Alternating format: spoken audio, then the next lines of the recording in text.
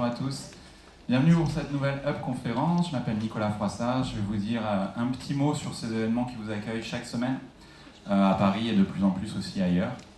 Et puis j'aurai le plaisir d'animer cette édition consacrée à la culture. D'abord remercier évidemment le Carreau du Temple et sa directrice qui devait nous rejoindre mais qui a eu un petit empêchement. Donc si elle arrive dans les secondes qui viennent, elle nous dira un petit mot. Et sinon, si elle peut, elle conclura cette Up conférence. On est régulièrement maintenant au Carreau du Temple. Et c'est un grand plaisir d'être ici. Merci aux équipes de nous accueillir. Mais vous le savez, le principe des Up conférences, c'est d'être itinérante. Donc vous pouvez retrouver ces événements chaque semaine dans des lieux culturels comme ici ou à la Gaîté Lyrique. On va sûrement parler de ce haut lieu de la culture parisienne dans quelques minutes.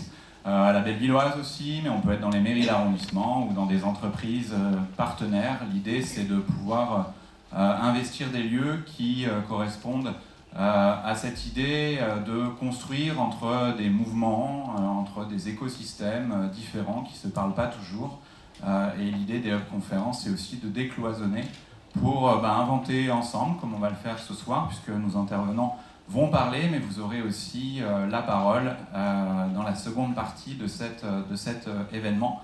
Voilà, donc comment co-construire, qu'on travaille dans une entreprise sociale, au sein des pouvoirs publics, dans le monde académique, qu'on soit étudiant, etc., etc. On a tous finalement un rôle à jouer et les Up conférences ont pour objectif de mettre en lumière ceux qui ont déjà des idées, des solutions, et puis peut-être aussi de vous inspirer pour développer les vôtres. Un petit mot d'ailleurs sur cet excellent livre qui s'appelle Up to You, et donc qui met en cohérence ce qui a pu se passer dans nos événements ces dernières années autour de grands sujets de société.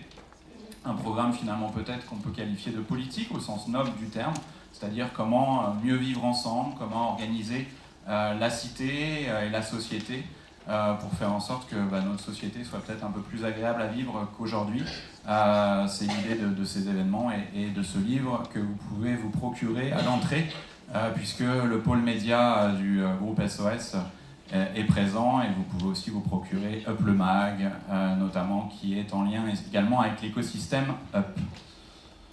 Qu'est-ce qu'on peut vous dire d'autre? Que le Upfest, c'est bientôt, c'est le 18 juin, une belle date pour cet événement grand public sur tous les sujets dont on peut parler dans le cadre des Up conférences, et ouvert à vous, à vos familles, dans un cadre assez ludique et participatif. Donc n'hésitez pas à noter la date et vous inscrire.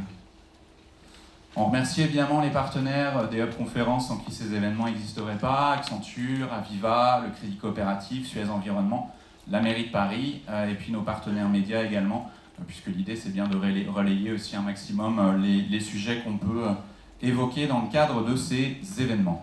Je crois que j'ai à peu près tout dit. Le petit dernier de l'écosystème Up, maintenant il commence à grandir, c'est Up Campus, le réseau social. On peut faire un sondage en direct, j'adore ça. Qui est membre de Up Campus? Et les autres, pourquoi vous n'êtes pas membre? Ça aussi, je la fais à chaque fois. Vous n'êtes pas obligé de répondre, mais en tout cas, ça vous permet d'être membre de Up Campus, d'avoir en priorité les invitations à nos événements. On est de plus en plus, et c'est heureux, il faut qu'on trouve des salles de plus en plus grandes, on est souvent complet. Donc c'est aussi l'occasion de recevoir les invitations en premier, et puis aussi surtout de découvrir tous ceux qui viennent justement à nos événements, qui sont des acteurs du changement, qui ont envie de façon positive d'impacter sur leur quartier, leur ville, le pays, le monde. Et donc quand on est sur Up Campus et ses déclinaisons, puisque maintenant il y a Up Paris, Up Sceaux, Up Lille, Up Clermont bientôt, Up Metz, et ça permet aussi d'identifier plus facilement sur son territoire tous ceux qui ont envie justement de bouger les lignes.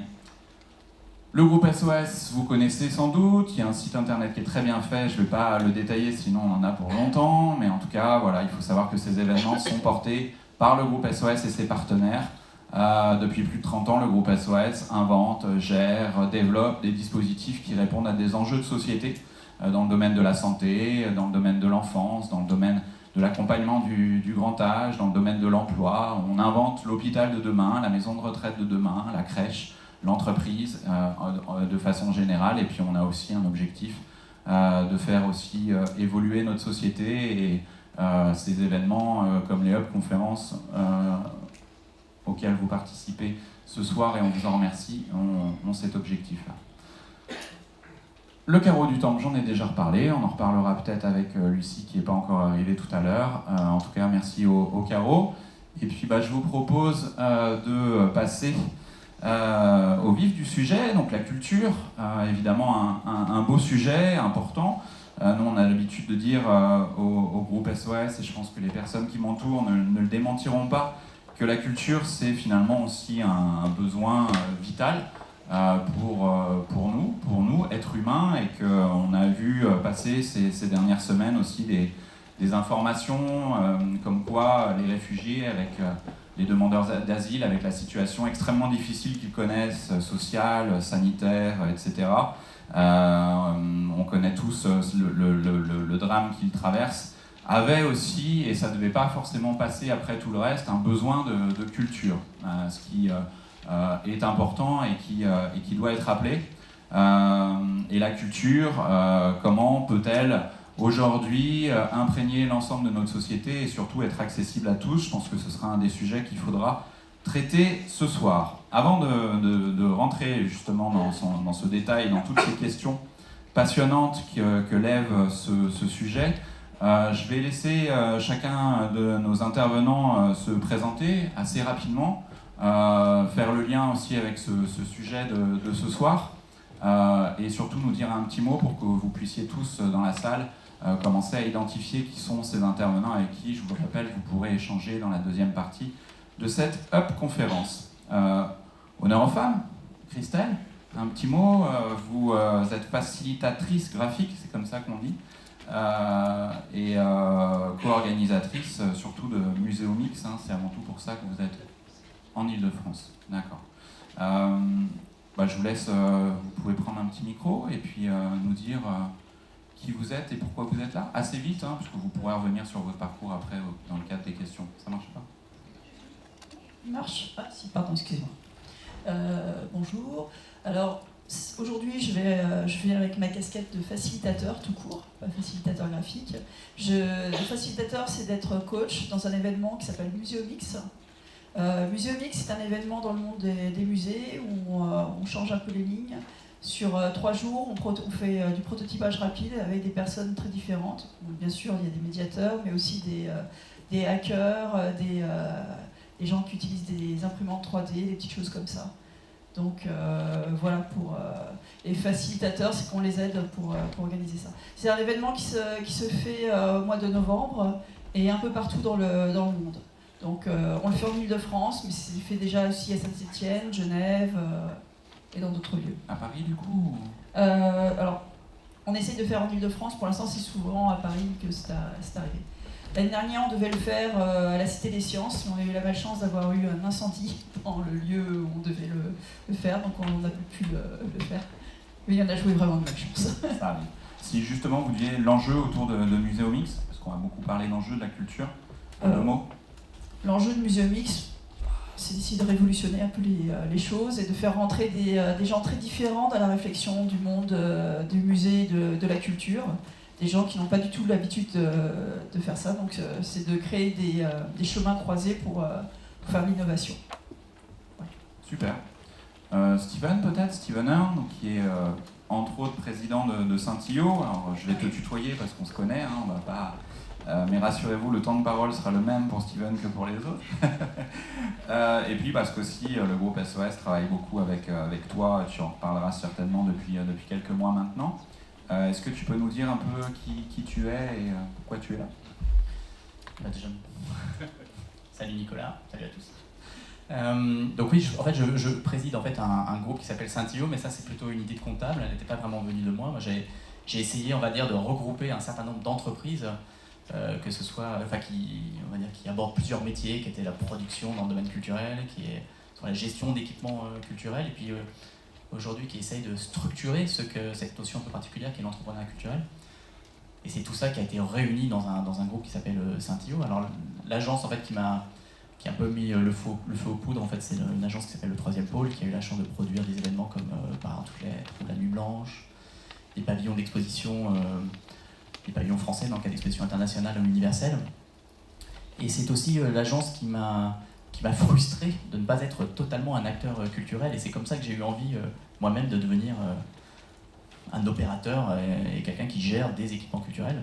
Le premier d'entre eux est finalement le plus important et qui a été un magnifique laboratoire, on va dire, de ces pratiques culturelles, c'est la Gaîté Lyrique. Et puis ensuite, on a agrégé autour des cinémas, des salles de concert, un petit peu en France, en Belgique aussi. Et puis de ce point d'observation qui a été ma position dans ces entreprises, m'a donné envie de mieux comprendre qui étaient ces entrepreneurs, quelles étaient leurs difficultés.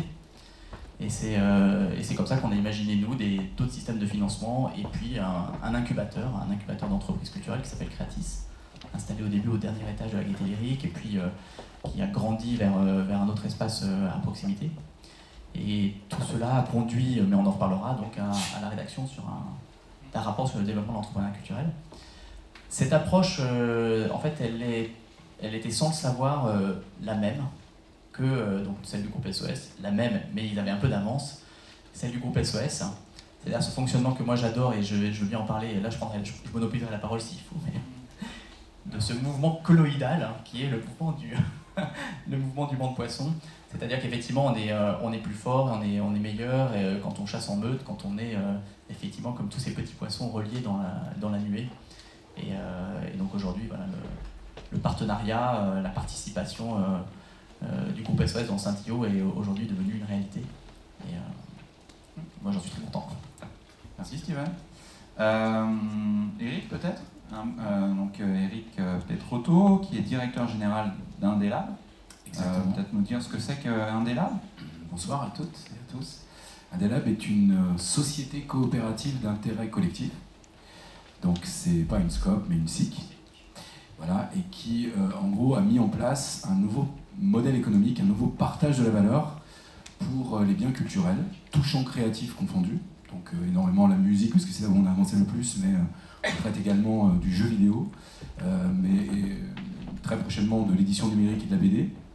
Et à travers ce modèle économique et cette société coopérative d'intérêt collectif, on met en place de nouvelles ressources, des nouveaux outils, des solutions, des services pour tout un tas de structures qui sont en transition digitale. La plus emblématique étant la bibliothèque départementale de prêt, des cartes culture des collectivités, tout ce qui concerne les territoires connectés, bref, tout ce qui en gros vient s'infuser avec le digital dans nos mondes de tous les jours et qui utilisait beaucoup de ressources physiques. On amène une ressource numérique avec un nouveau partage de la valeur et on a focusé sur la création indépendante en regroupant, si on parle de musique, plus de 15 millions de titres qui viennent du monde entier. Voilà en quelques mots. Et concrètement, du coup, c'est 15 millions de titres, c'est ça? On peut y gros, accéder. Voilà, vous avez votre accès avec votre carte de bibliothèque, en plus des avantages physiques que vous aviez avant et que vous avez encore. Vous avez accès à une plateforme de streaming équitable qui utilise la contribution créative territoriale, ce nouveau modèle économique dont on parlera peut-être tout à l'heure, chez vous, in situ, et qui vous permet, via une éditorialisation un peu particulière des lieux et un partage dans un commun, qu'on évoquera tout à l'heure, découvrir ce qui ne passe rarement dans les autres tuyaux. Vous donnant un exemple, par exemple, je ne sais pas, le cœur de ce qui se fait en électro-danoise, mais également focusé sur tel ou tel festival, où en gros plein de petites histoires que ces tiers curateurs, tous ces gens dans ces médiathèques, en malaxant cette nouvelle matière, vous poussent à aller découvrir pour qu'on sorte un peu des sentiers battus et pouvoir effectivement se nourrir ou élargir sa palette sonore, en jeu vidéo pareil, et bientôt avec des livres et de la BD. Est-ce qu'il y a des fans d'électro-danoise dans la salle? Pas encore, mais dès que vous aurez accès à cette plateforme, vous allez voir que c'est assez fantastique. Et justement, ils viennent d'où? Comment ils arrivent là, les 15 millions de titres? En gros, on a fait signer... on n'est pas dans un circuit court, on n'a pas disrupté la chaîne de valeur. On a fait signer en fait la contribution créative territoriale à des agrégateurs. Ce qui s'appelle un agrégateur dans le monde numérique, c'est ce qui s'appelle un distributeur dans le monde du physique, pour avoir accès à ce contenu. Et on le met en place dans une plateforme qui permet une éditorialisation particulière. Et en irriguant plus fort en haut, c'est-à-dire près du distributeur, on irrigue bien évidemment plus fort en bas, près de l'artiste. Merci beaucoup. On a prononcé le terme bibliothèque, ça tombe bien, puisque Jérémy Lachal est directeur de Bibliothèques sans frontières. Un petit mot sur votre parcours et surtout sur Bibliothèques sans frontières. Oui, bonsoir.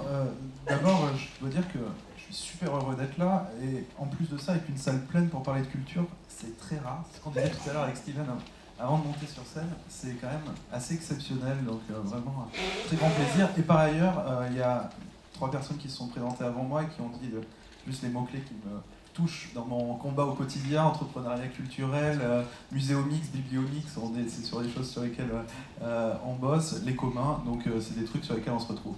Bibliothèques sans frontières, c'est une ONG qui a maintenant 9 ans d'existence, qui travaille dans une vingtaine de pays sur la question de la réduction de la vulnérabilité des populations par un meilleur accès à l'information, à l'éducation et à la diversité culturelle. Alors tout ça, c'est dit un peu pompeusement.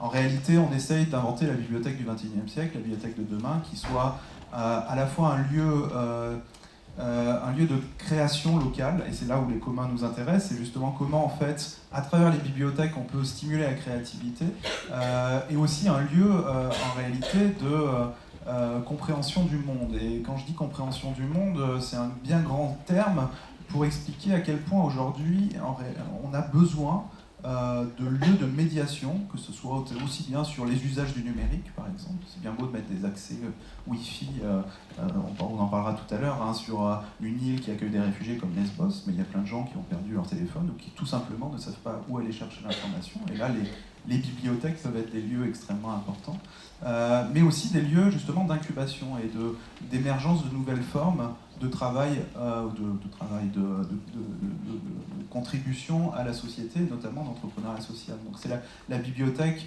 du XXIe siècle telle qu'on l'imagine et telle qu'on essaye de la promouvoir. C'est des lieux, c'est des Fab Labs, c'est des makerspace, c'est des incubateurs sociaux, c'est des incubateurs d'entrepreneuriat culturel, c'est des lieux où en fait il va se passer quelque chose. Et c'est ça qui nous intéresse, et c'est ça dont on manque, je crois, aujourd'hui. Alors en France, mais on travaille, j'ai dit, dans une vingtaine de pays, c'est des lieux où on puisse débattre librement, où on puisse s'enrichir de la culture de l'autre et construire de façon collective.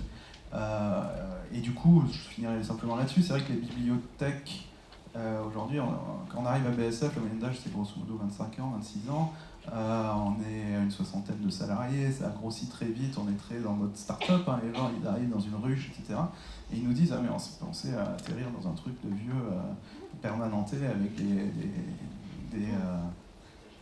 Bah ouais, mais c'est un peu l'image de la bibliothèque et de la bibliothécaire qu'on a malheureusement, et il faut dynamiter ça. Et je pense que dans le futur de la culture, nous on nous dit souvent: mais il faut changer votre nom, vous faites pas la bibliothèque, vous faites de l'accès à l'information, vous faites des trucs comme ça. Et en fait, je pense que notre plaidoyer, il est dans notre nom, justement parce que les bibliothèques, c'est aussi ça, et ça doit l'être encore plus. Je m'arrête là parce que sinon je peux parler tout le temps. Merci beaucoup. Merci pour cette présentation. Peut-être qu'on peut, pendant 10 minutes environ, s'arrêter aussi un peu pour commencer aussi sur le panorama. Quelle est votre vision justement du secteur culturel? Et puis pour ceux peut-être qui connaissent moins ce secteur dans la salle, rappeler peut-être quelques grands chiffres, ou en tout cas votre vision de l'impact, y compris économique, puisque c'est un impact économique et que malheureusement on a souvent la vision d'un secteur culturel qui ne vivrait que de subventions. On y reviendra sans doute beaucoup pendant cette soirée. Donc est-ce qu'on peut s'arrêter rapidement sur Steven, peut-être, puisque tu as beaucoup travaillé là-dessus justement dans le cadre du rapport dont tu parlais? Alors, le rapport il est un peu spécifique, on va dire, dans le champ culturel, mais c'est vrai que avant de sortir ce rapport sur le développement de l'entrepreneuriat culturel en France, il est sorti un certain nombre de panoramas, on va dire, sur l'économie de la culture et ses finances. Alors c'est vrai que ça a sans doute un peu trop, enfin on va dire un peu forcé le trait d'une culture, enfin en tout cas d'un secteur culturel qui serait, on va dire, foisonnant d'emplois, foisonnant de structures, et on va dire que ça a insuffisamment montré combien c'est un secteur aussi fragile quand même, très, très sensible, on va dire, au mouvement économique, aux situations de crise. Mais c'est vrai que c'est un secteur qui est à la croisée de tellement d'autres secteurs. En fait, dans le jargon, on appelle ça des externalités positives, mais c'est-à-dire que son rapport à l'éducation, son rapport au patrimoine, son rapport aussi à l'éducation, au tourisme, mais également aussi à toutes ces notions de fierté, d'appartenance, font que c'est un secteur relativement stratégique, qui fait fortement lien. Alors le nombre, son chiffre d'affaires, il varie en plusieurs milliards, selon des études, on a eu de 50 à 120 milliards d'euros, ça n'a pas vraiment d'importance parce que tout dépend de si on met les médias dedans ou si on met justement les structures touristiques. Mais en tout cas, on voit que c'est un secteur important, structurant, c'est un secteur qui emploie beaucoup, mais avec des statuts qui sont diverses. Voilà, l'intermittence est l'un d'entre eux, mais c'est pas le seul. Et moi, ce que j'ai eu à adresser, c'était de réfléchir, on va dire, à une partie de ces acteurs-là, ces acteurs, on va dire, qui sont sous la forme de droit, qui sont de droit privé, mais qui sont des entreprises commerciales, des sociétés commerciales. Donc je n'avais pas à traiter de la question spécifique de l'association, des scènes nationales, et je n'avais pas non plus à intégrer la question des associations à but lucratif, ce qui existe dans le champ du spectacle vivant. Et ces entrepreneurs, alors qu'ils sont, comme j'ai vu tout à l'heure, qui sont pour moi des héros en fait, c'est-à-dire qu'ils ont, alors c'est d'autant plus des héros qu'ils n'abordent pas la culture sous l'angle du divertissement, mais bien sur la question de l'intérêt général, du sens. Comme Eric, effectivement, il se pose des questions de bien commun, de qu'est-ce qu'on partage, la rentabilité ou le profit comme notion est une chose qui ne les motive pas, ou peu, il y en a forcément quelques-uns, mais c'est pas leur motivation première.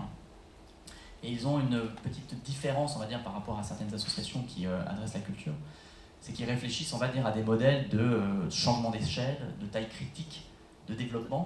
Et ces développements sont très empreints du développement qu'on peut trouver dans le domaine de l'économie sociale et solidaire.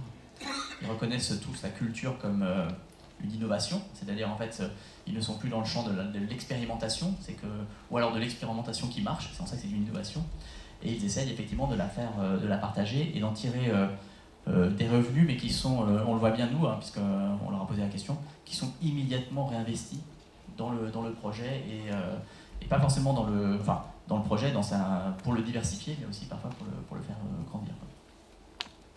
Ok. Est-ce que vous voulez rajouter quelque chose? Plein de trucs à dire quand même. Non, tu n'as pas écoulé ton temps de parole encore. Non, mais c'est intéressant de rebondir là-dessus sur l'aspect des bibliothèques, parce que les bibliothèques, pour le coup, en France, je peux faire un petit détour par l'étranger, mais en France, c'est le bien public et la puissance publique qui les administrent. Et du coup, c'est extrêmement compliqué en France de parler de bibliothèque et d'économie, ou d'impact économique des bibliothèques. Quand on va chercher dans le monde anglo-saxon, on a eu beaucoup d'études c'est très compliqué d'analyser, d'évaluer l'impact économique d'une bibliothèque. Alors il y a plein de formules, les économistes se sont penchés sur la question. Un des trucs qui ressort beaucoup, c'est ce qu'on appelle la valeur contingente, c'est combien vous seriez prêt à payer pour ce service s'il n'existait pas gratuitement ou publiquement dans votre bibliothèque, et qui permet d'analyser en fait à quel prix les gens valorisent le service de la bibliothèque. Mais il y a plein d'autres façons en fait de l'analyser. Nous, aujourd'hui, on travaille beaucoup en Afrique subsaharienne sur comment on intéresse en réalité les bailleurs de fonds, parce que moi, une des histoires qui m'a le plus marqué à la Bibliothèque Sans Frontières, je fondais BSF, j'avais 22 ans, je suis arrivé au premier pays, au Cameroun, sur un super projet de bibliothèque, école, centre pépinière d'entreprise, etc. Je vais voir l'Agence française de développement local, je présente le projet, elle me regarde, la directrice me dit « Mais écoutez, jeune homme, vous êtes bien gentil, mais la culture, c'est pas du développement. » Et ça, c'est un truc, en réalité, c'est un truc qu'on retrouve aussi bien sur des questions de développement économique et humain, ou bien en France, où on nous dit « Oui, les bibliothèques, c'est vrai que c'est utile parce que pour un maire, c'est important qu'il y ait une bibliothèque, les gens votent pour nous, mais c'est pas ça qui va produire de la richesse. » Et je pense que c'est extrêmement important de renverser complètement ce modèle-là. Et nous, par exemple, en Afrique subsaharienne, je termine là-dessus, on travaille beaucoup sur la façon de montrer quels sont les impacts des bibliothèques. Alors, à l'époque, c'était sur les objectifs de développement du millénaire, ils ont encore changé de nom, mais c'est grosso modo la même chose. Mais c'est comment, en fait, quand vous créez une bibliothèque dans un village, vous allez réduire la mortalité maternelle et infantile. Parce qu'il y aura des mamans qui seront mieux informées sur la nutrition pour leurs enfants. Vous allez augmenter le taux des rendements agricoles. Alors on s'éloigne un peu de la culture, mais c'est aussi l'effet, la manière dont on va pouvoir, entre guillemets, vendre un projet, le faire financer, le rendre pérenne aussi derrière, parce qu'on va créer de l'entrepreneuriat à partir de ça. Et donc du coup, en fait, alors peut-être que j'anticipe un peu sur les questions, mais je dirais qu'aujourd'hui, il faut être vachement malin et créatif pour inventer des modèles culturels qui se sortent un petit peu et qui échappent aussi aux fameuses réductions de budget permanentes, etc. Parce que, en Angleterre, alors qu'ils font leur truc sur le retour économique des bibliothèques, et ben, sur les 5 dernières années, il y a une bibliothèque sur 2 qui ont disparu. Donc c'est pas parce qu'on sait évaluer leur impact économique que les politiques vont l'écouter. Avant de reparler justement, de l'impact social ou sociétal, on y reviendra, je pense, beaucoup tout à l'heure, justement sur l'impact économique. Je ne sais pas si c'est là-dessus que tu voulais parler, mais oui, c'est intéressant de vous entendre tous les quatre sur votre vision du modèle et la façon dont vous l'avez intégré dans le cadre de vos initiatives que vous portez, des initiatives que vous portez. C'était pour effectivement faire suite à ce qui était dit. Je trouve que on caricature souvent quand on parle de culture, alors que ça fonctionne quasiment comme dans beaucoup d'autres écosystèmes. Oui, il y a la force publique qui peut vous aider à amorcer une preuve de concept. Mais je pense que Renault a des subventions pour amorcer des preuves de concept quand il lance ou qu'il souhaite lancer, pour concurrencer ou pas, ou pour inventer telle ou telle chose, en l'occurrence une voiture électrique et je ne sais quoi. Et ensuite, il devra trouver son marché. Il y a aussi, vous répondez à des appels d'offres. Quand on place des radars sur la route, en fait, on répond à un appel d'offres. Donc, en l'occurrence, on peut le faire aussi dans la culture. Vous inventez des nouveaux modèles économiques, ou vous faites effectivement tout un tas de preuves de concepts, de nouveaux concepts. Vous avez des aides qui s'amorcent, mais comme pas mal de startups, pas mal d'entreprises qui se lancent. Et ensuite, une fois que vous identifiez votre marché, ça peut être dans du privé, ça peut être dans du privé-public. Donc, vous répondez à des appels d'offres. En tout cas, c'est ce qu'on fait. On ne fait pas l'aumône. Et on construit exactement comme plein d'autres écosystèmes un modèle économique comme un entrepreneur, comme n'importe quel entrepreneur, sauf que effectivement on a une bienveillance particulière parce qu'on traite de commun, de culture et qu'on a envie de le faire un peu autrement et c'est pour ça qu'on a choisi l'économie sociale et solidaire. Mais très sincèrement, souvent on nous pose la question mais effectivement si vous n'êtes pas aidé, vous n'existez pas, mais j'aimerais mettre une ribambelle d'entreprises qui n'existeraient pas et qui ne parlent pas de culture, s'il n'y avait pas ces aides-là pour amorcer, pour venir faire de temps en temps une bouffée d'oxygène, on a exactement les mêmes interlocuteurs que tous ces gens-là, de la BPI, toutes les structures qui vous passeraient par la tête. Pas en train de nous dire qu'Areva, par exemple, est aidé par l'État. Je pense qu'Areva est aidé par l'État, je pense qu'Areva va être fortement aidé par l'État, avec des sommes qui, justement, on prendrait 1% de ça et on construirait autre chose. Mais bon nombre de structures, et ça ne veut pas dire que effectivement c'est mal, quoi. Est-ce que vous pouvez juste tous les quatre justement illustrer avec vos modèles économiques en 2 mots, vous deux, et puis je vous repasse la parole aussi à mes 2 autres voisins. Nous, on a eu une grosse amorce effectivement avec des aides au départ, mais qu'il a fallu aller chercher avec les dents quand même, c'est-à-dire que c'est pas quelque chose qui arrive de manière automatique. Mais on est dans un premier tour de table aujourd'hui, on a fait une preuve de concept où alors, on est dans la culture et effectivement dans l'ESS, et à mettre en place un outil particulier, mais vous agitez plus de 200 000 € de chiffre d'affaires selon les trébuchants en 4-5 mois. Et donc, du coup, ça impulse la suite des événements. Vous démarrez votre année 2015 en faisant les fameux 200 000 € en quelques mois. Donc, vous projetez à suivre votre business plan.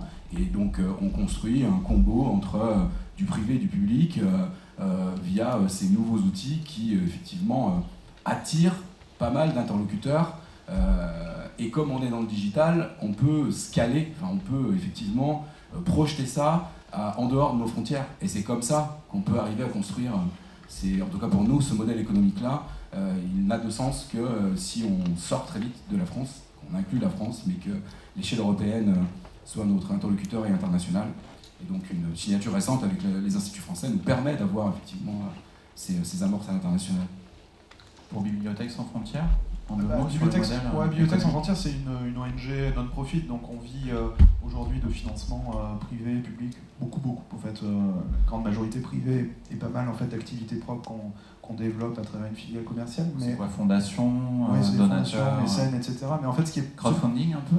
Oui aussi, mais en fait, c'est pas tant notre modèle économique à nous qui est intéressant, mais plutôt celui des bibliothèques ou le programme qu'on appelle Ideas Box, qui sont ces médiathèques en kit qu'on a créé au départ pour les populations réfugiées et qu'on déploie maintenant un peu partout, mais qui sont du coup là un modèle qu'on est en train d'inventer. On est en train de tester différents business models actuellement au Sénégal et au Népal sur justement comment des entrepreneurs peuvent se saisir d'un outil comme ça et créer en fait de la richesse avec qui va leur permettre d'avoir un modèle soutenable de bibliothèque dans des pays où l'État n'est pas assez présent pour les soutenir.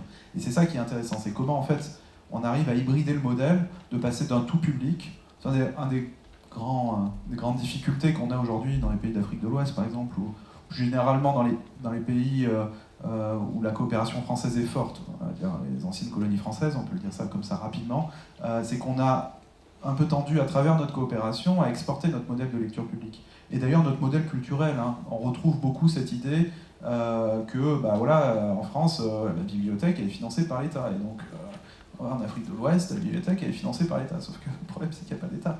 Alors, je le dis un peu rapidement, c'est pas tout à fait vrai, mais il y a un État fragile, avec pas beaucoup de financement, qui doit concentrer ses ressources sur construire des écoles ou des choses comme ça.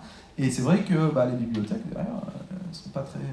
Donc il faut trouver des modèles hybrides. Et c'est comme ça qu'on invente quelque chose. C'est souvent d'ailleurs dans des situations de rareté ou de difficulté qu'on est le plus innovant, parce que justement, on va essayer de trouver des modèles qui font que ça marche. Super. Pour vous deux, votre vision justement du modèle économique et particulièrement du vôtre. Alors, notre modèle économique est multiple en réalité. Ça dépend de... Puisque Muséomix se fait dans plusieurs lieux et plusieurs pays, ça dépend aussi de la culture des pays. Par exemple, pour Genève, enfin pour la Suisse, ils ont réussi à faire... ils ont réussi à avoir un financement sur 3 ans, donc pouvoir refaire sur plusieurs choses. Pour nous, c'est hybride maintenant. Donc on essaye d'avoir du financement qui vient d'un peu partout.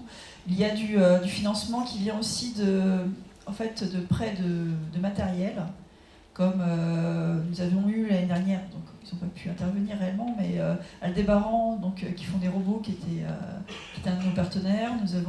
Nous avions aussi Leroy Merlin, qui nous prêtait pour la Tech Shop, qui ont des Fab Labs, qui ont un Fab Lab assez extraordinaire avec des imprimantes et on a eu aussi, par exemple, ils ont prêté pour faire de la couture en numérique, je ne sais plus comment ça s'appelle. Enfin voilà, donc c'est plutôt du prêt ça peut être du prêt aussi de matériel, du prêt de compétences.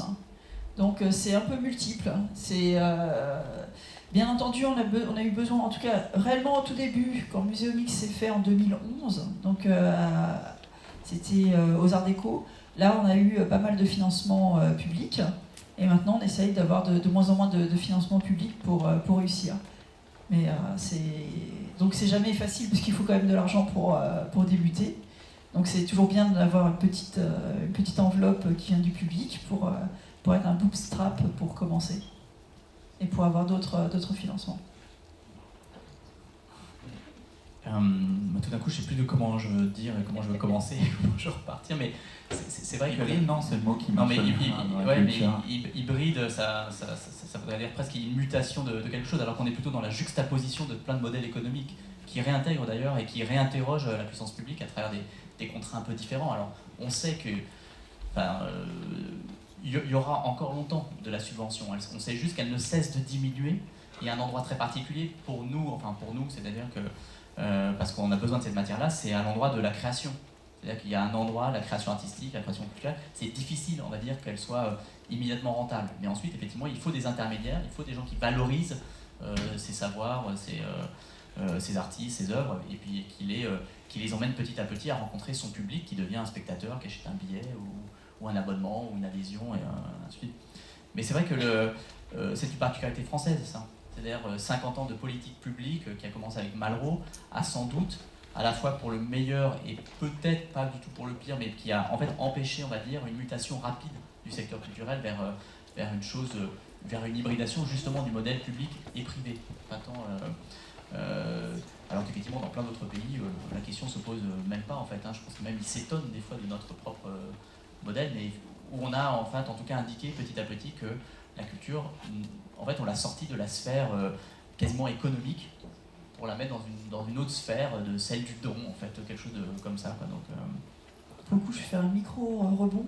C'est justement le fait d'être dans plusieurs pays pour un même événement. On a eu cet étonnement, nous, par rapport aux Canadiens, dans la façon de voir, qui eux, tout de suite, l'ont vu comme une sorte de business, dans le sens... ils ont essayé qu'il soit rentable immédiatement, qu'il y ait même Comment du coup? Alors, comment? Je m'en souviens plus. C'est pour ça que là, je tourne un peu. Vive la France. Non, c'est désolé, là pour le coup, le côté financier, ce n'est pas ce qui m'intéresse le plus, donc je l'ai pas retenu. Mais je sais qu'ils ont réussi à trouver de l'argent. Alors je crois qu'il y a une partie de dons qui s'est fait, le côté aussi de dons techniques, comme on disait. Non, mais je peux t'aider à répondre en fait, hein, parce qu'effectivement ils ont une manière d'aborder la communauté un peu différente, celle qu'on adresse dans les systèmes de financement participatif, en fait, hein, c'est ça. Il ne s'agit pas, quand on donne 10 € à un projet, c'est surtout qu'on adhère à un projet. Et on essaye ensuite, si le projet est convaincant, de faire adhérer d'autres personnes. Mais le Canada, par exemple, il existe depuis plus de 30 ans un fonds d'investissement de capital risque, hein, pour les entrepreneurs culturels. Moi, j'essaye d'en monter un, je rigole, on me traite de troubadour, de clown, que la finance, effectivement, est absolument pas rentable. Enfin, et j'ai beau leur dire, bah si, regardez, nous, on essaye. Ouais, mais bon, vous êtes une exception. Moi, je connais que des exceptions, justement. C'est ça que... Parce que là, les gugus, je les connais, et effectivement... ils sont des exceptions alors, effectivement, et la question de l'argent n'est pas un problème, ils cherchent des investisseurs, ils en trouvent, les modèles sont vérifiables, ils sont scalables, hein, c'est un changement d'échelle possible, on voit pas tellement où est le problème. Moi je trouve cette anecdote rigolote, mais du banquier en fait, hein, que j'attendais moi à la porte de mon chargé de compte, quoi. Puis il y a un gars qui sort, qui fait je fais assez bien, il me l'a mis d'ambiance, le banquier, c'est impeccable, je dis vous êtes content, bah oui j'ai obtenu un prêt, moi ça c'est comme sur du velours, et je dis mais tu faisais quoi, enfin qu'est-ce que pardon, tutoiement c'était quand même pas, il me fait bah oui j'ai obtenu mon prêt pour monter un salon de coiffure. Moi je me suis dit génial, moi j'ai une revue sur la chanson française, ça va parler que, voilà, et il va adorer ça quoi, puis bon moi je suis ressorti, j'ai pas eu mon prêt quoi, donc mais en fait, c'est juste une légende en fait, hein, que la culture finalement n'a pas d'économie, voilà. Et ouais. Et alors juste pour répondre quand même à ta question, parce que je dis bien, le modèle de Saint-Thio, il n'est pas très compliqué. C'est un groupe, une holding, donc en fait ensuite elle prend, elle a juste on va dire des fils comme on dit administratives ou de gestion. Et puis ensuite chacune des entreprises qu'effectivement nous on administre. C'est des modèles économiques relativement simples, la consultance, la billetterie, un peu de crowdfunding et ainsi de suite, quoi. Là où il y a de l'innovation, et c'est des gens comme eux, c'est qu'effectivement c'est dans Creatis, l'incubateur, où là effectivement on voit des gens qui ont, et qui d'ailleurs sont plus jeunes que moi, qui effectivement plus digital native et finalement réfléchissent à des formes de partage différentes qu'on ne pouvait même pas nous imaginer il y a... Est-ce que vous voulez, puisque tu prononces le mot digital, est-ce que vous voulez vous arrêter là-dessus 2 minutes sur l'impact justement du digital, sur vos initiatives à vous et de façon plus générale sur la culture? Il est la clé, il est le pétrole. Par contre, il est l'absurdité aussi, parce qu'il faut le civiliser et qu'il est invisible. C'est pas la main invisible, c'est pas la finance. Hein. Mais il est crucial de s'en accaparer pour effectivement construire des nouveaux équilibres. Et donc ça passe par la manière dont on orchestre ces données, ça passe comment on peut construire des nouveaux modèles économiques qui nous semblent avoir des valeurs qu'on a envie de défendre dans la vie de tous les jours, ce qu'on ferait avec d'autres services. Et il est de partout. Et c'est là où c'est plutôt drôle, je trouve, d'y amener cette teinte culturelle, c'est que ça fertilise, mais vraiment de partout. C'est-à-dire que si on s'arrête 2 minutes et qu'on se dit on analyse les minutes mortes, qu'est-ce qu'une minute morte? C'est quand vous attendez votre bus, votre train, votre métro, etc. Là, on peut tout imaginer. Et au-delà, effectivement, d'ouvrir son Facebook ou son mail, peut-être qu'on peut amener, et via la culture, une forme, effectivement, d'orchestration de données. Quand vous arrivez, je pense que ça doit arriver à peu près à tous, hein, dans une chambre d'hôtel, en gros, vous vous connectez à Internet, et après, c'est le vide, quoi. Quand vous arrivez, même moi qui ne suis pas parisien, même si nous sommes incubés à Creatis, nous sommes très heureux et que je le deviens de plus en plus, mais concrètement, pour essayer de savoir ce qui se passe autour de nous de manière qualitative, c'est quand même un petit peu difficile. Et donc, tous ceux qui arriveront à orchestrer cette data, tous ceux qui arriveront à s'accaparer du digital et de le faire avec bienveillance, en tout cas avec des mots qui me parleraient à moi, avec ma sensibilité, auront gagné des marchés. Et donc, il est la clé, là, aujourd'hui, et je crois que bon nombre de startups à Creatis et dans d'autres incubateurs l'ont compris, des nouveaux services. À nous de savoir, effectivement, comment on construit ces services, avec quels équilibres et quel partage. Et le partage est vraiment fondamental parce que, j'en reviens à ce que je connais le mieux, la musique. Bon nombre d'acteurs un peu emblématiques s'enorgueillent. Là, mais là, aujourd'hui et hier et avant-hier, d'une montée, par exemple, si on parle du streaming, du chiffre d'affaires global, comme quoi d'un coup on sortirait de la crise. Personne ne se préoccupe de ce montant-là qui vient de monter, comment il est partagé. Moi je vous dis comment il est partagé. 77% de la valeur économique de Deezer, Spotify, Apple Music sont répartis sur 3% des artistes. Comment vous voulez recréer une tentative de renouvellement de diversité culturelle avec des équilibres comme ça? Le jeu vidéo c'est pareil, et l'édition numérique, j'évoquais la BD, même si effectivement vous êtes dans un pays qui n'a pas forcément encore les usages... Ah, je crois qu'il y a un malaise, non? On reprend exactement où on en était. Comme si rien n'était. Non, deux petites phrases pour conclure, mais simplement ça impacte effectivement tous les champs créatifs, ce partage de la valeur.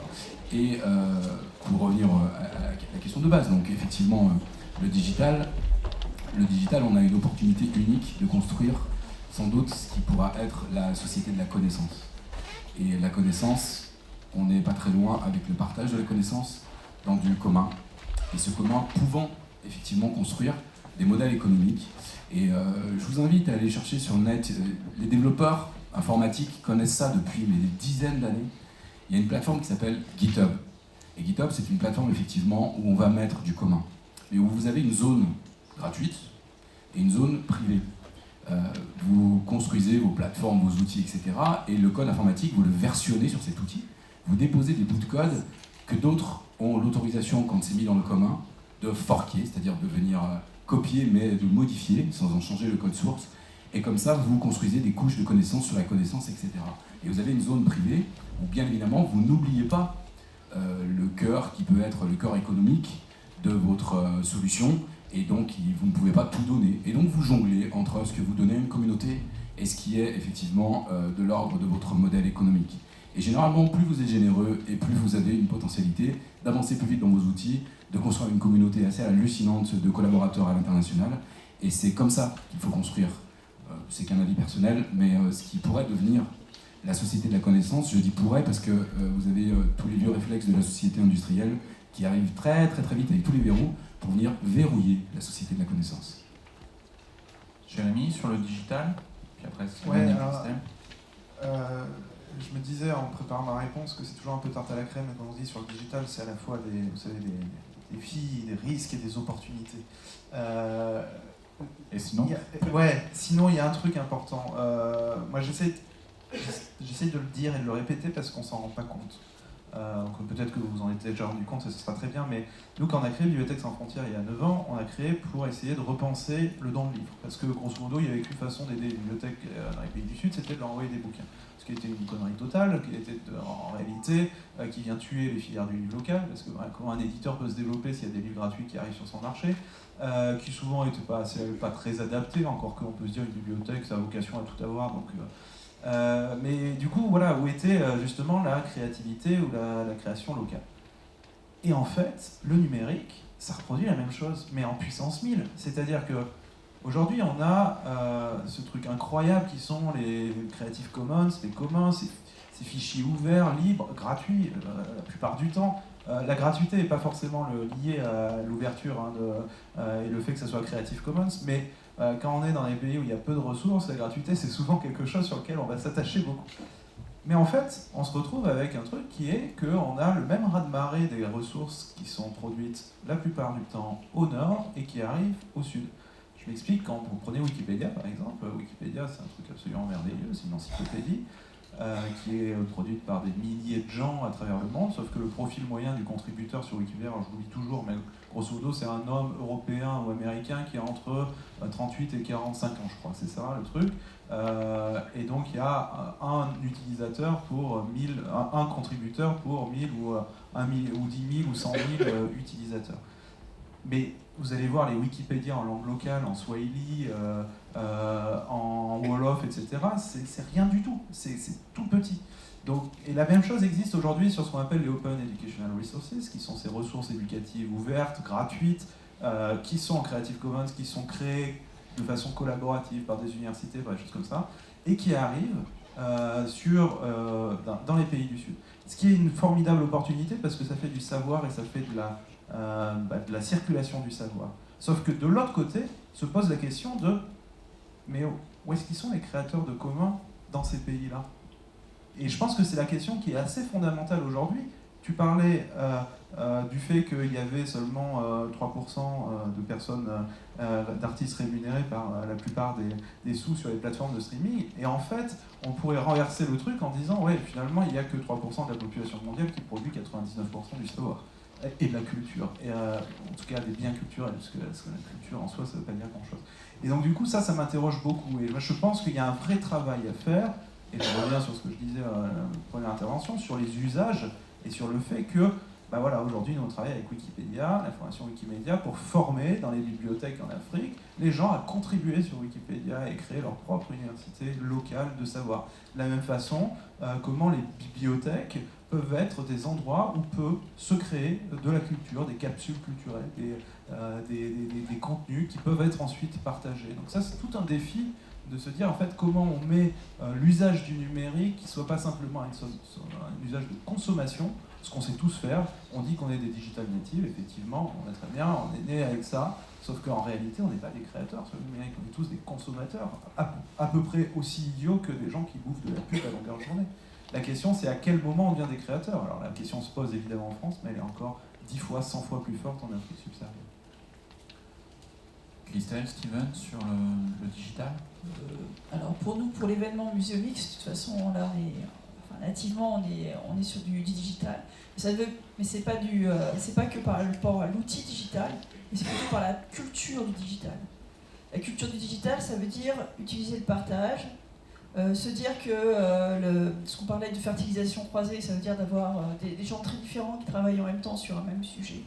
On a plus de chances d'avoir de l'innovation. Donc voilà, c'est cette culture. Le fait que de partager vers l'extérieur, on arrivera à faire des choses encore meilleures. Et donc nativement, on est dans ces choses-là. Après, on est beaucoup dans le faire, puisque nous, c'est réellement quelque chose où on va construire, les personnes qui participent pendant 3 jours vont construire un vrai prototype qui va être utilisé par des visiteurs. Et donc là, on contribue. Après, on a la problématique de partager le savoir. Parce que partager le savoir, en réalité, ce n'est pas si facile quand on construit quelque chose. Parce qu'on est concentré sur ce qu'on fait. Par exemple, on est en train d'expérimenter, on construit je sais pas, un nouveau outil de médiation, mais quand on le construit, on est sur le faire, le dire dans 3 jours, il faut que ce soit fini, donc on est dans l'urgence. Et on a du mal à capitaliser, ce qui est quand même quelque chose de demandé dans Muséomix. Normalement, tout participant doit capitaliser dans alors, il y a GitHub pour le côté codeur, il y a d'autres endroits pour mettre pour qu'on puisse, par exemple, ceux qui sont un peu plus designers, qui disent comment elles sont, comment la boîte qu'ils ont utilisée, etc., comment on le fait en découpe laser ou en imprimante 3D, mais en fait on se rend compte que c'est très difficile de capitaliser. Et ça, en réalité, c'est des problématiques qu'on retrouve aussi en entreprise, avec quelque chose qui s'appelle le knowledge management. Et donc c'est les mêmes problématiques. Comment partager la connaissance et comment faire là-dessus. Après, j'ai une petit partage, alors la plus personnelle, sur le fait justement de cette culture du numérique dans le monde de la culture. Par exemple, je suis une BD qui est sur Internet, une personne qui donne une planche de BD quasiment tous les jours, et qui, grâce à le crowdfunding, a pu faire du financement participatif de son livre. En 1 heure, elle avait réussi à avoir déjà 100% de ce qu'elle avait demandé. En 1 journée, elle en avait 1000%. Je ne vous dis pas à la fin. Donc en fait, j'ai participé à ce crowdfunding, et on s'est retrouvés, alors qu'on avait déjà lu l'histoire, à vouloir acheter le livre physique, à vouloir encore le partager un peu plus loin. Donc c'est aussi ça, la culture numérique. Il y a des avantages et des inconvénients comme un peu partout. Là, en fait, la culture se retrouve complètement dans le côté ubérisation qu'on pouvait avoir dans d'autres choses et d'autres. Steven, rapidement sur le digital. En tout cas, c'est sûr que le numérique n'abolit pas le physique, en fait. Donc, et puis dans la culture, on a l'habitude de fonctionner entre le réel et l'immatériel. Enfin, donc c'est pas un souci. Ça me fait penser à cette phrase d'un philosophe allemand qu'on ne cite plus tellement, qui est Heidegger, mais qui disait que l'essence de la technique n'est rien de technique. Et effectivement, on s'en fout un peu de savoir quel est l'outil numérique que l'on utilise, à part pour sa fonction finale, c'est-à-dire le partage, le lien, et puis pourquoi pas, et c'est là que ça devient un peu intéressant quand on peut redistribuer différemment grâce au numérique, rendre les choses plus transparentes, plus traçables, plus physiquement visibles. Et ça, c'est quand même un des grands enjeux. Comme disait Eric, effectivement, aujourd'hui, on est dans un moment, on va dire, un peu d'incertitude, un peu de l'employabilité de ces outils-là. Et effectivement, on voit bien que les grosses industries habituelles, alors pas tant de la culture que du divertissement, effectivement, essayent de se réemparer des choses. Et ça permet de faire le lien quand même avec cette idée de départ qui était ce fameux banc de poissons, quoi, en fait. C'est-à-dire que finalement, ce qui est intéressant, c'est le lien que l'on peut mener entre nous. Et comme je disais toujours, un coup d'épée dans un banc de poissons, ça le divise et il se recompose un peu ailleurs. La question un coup d'épée sur un requin, ça le coupe en deux a priori. Enfin, surtout, c'est pas très fort, mais en tout cas, donc ça, je pense que c'est intéressant. Et puis l'autre chose, c'est que ce sont des outils qui ne sont pas... on le voit bien, en fait, avec les nouveaux héros que sont les lanceurs d'alerte, et ainsi de suite, que ce sont des outils non contrôlables, quoi, en fait, en tout cas, ou pas facilement.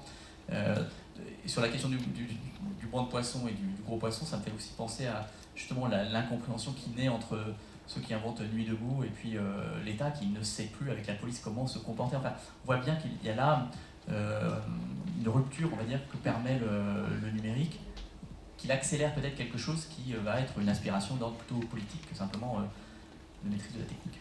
Il y a la question de l'accessibilité aussi derrière le digital. Enfin, ça peut peut-être permettre de rendre la culture plus accessible. C'est aussi une des questions qu'il est important de traiter ce soir, même si on l'a parfois évoqué. C'est quoi les recettes pour que la culture soit vraiment accessible à tous, et une culture évidemment qui soit une culture de qualité.